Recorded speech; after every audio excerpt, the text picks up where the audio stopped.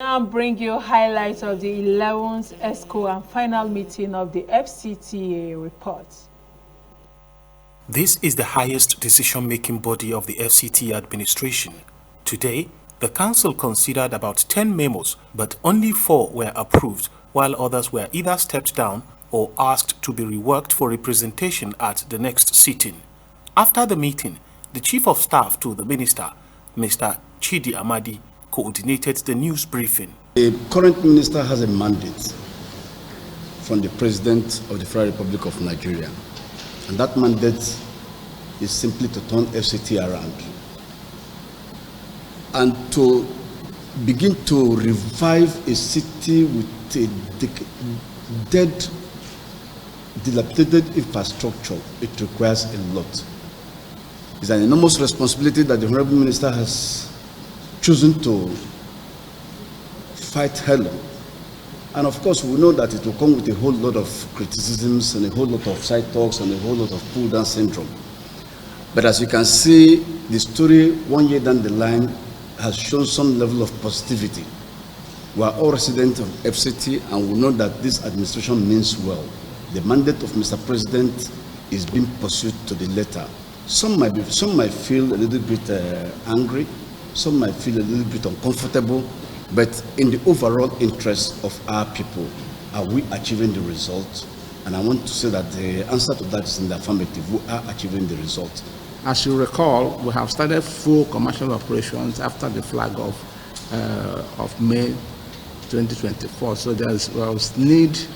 We all know what's happening in the country: vandalization, left, right, and center. So there was need to also renew the contract for the security of the rail line, because this is expensive equipment that we're talking about here. And the Honorable Minister intends for the Abuja Rail Mass Transit to run completely and thoroughly all through his tenure and even forever, if it can, which is the plan, to lay a solid foundation. So the contract is important for the security, because if one single cable is vandalized, it will distort the operations for a long time. So that is why it became imperative for the contract to be renewed between 2024 up to 2026. It's a 2-year cycle.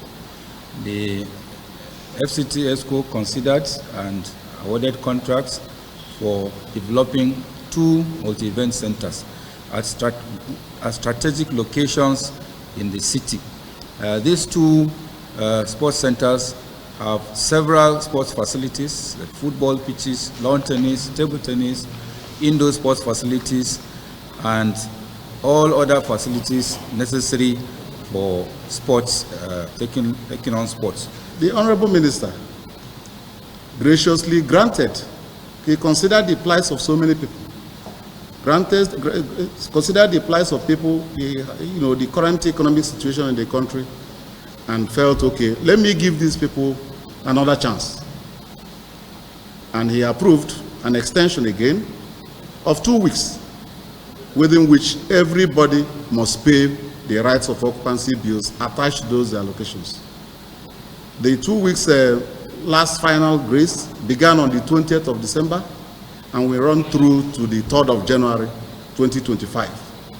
So I would think that any well-meaning allottee who really intends to develop his land and who believes in the development of the FCT would, between the 20th of December, when that publication for extension was made, up to the 3rd of January 2025, pay up any outstanding bills. Usman Katun Umar, ASO Television News.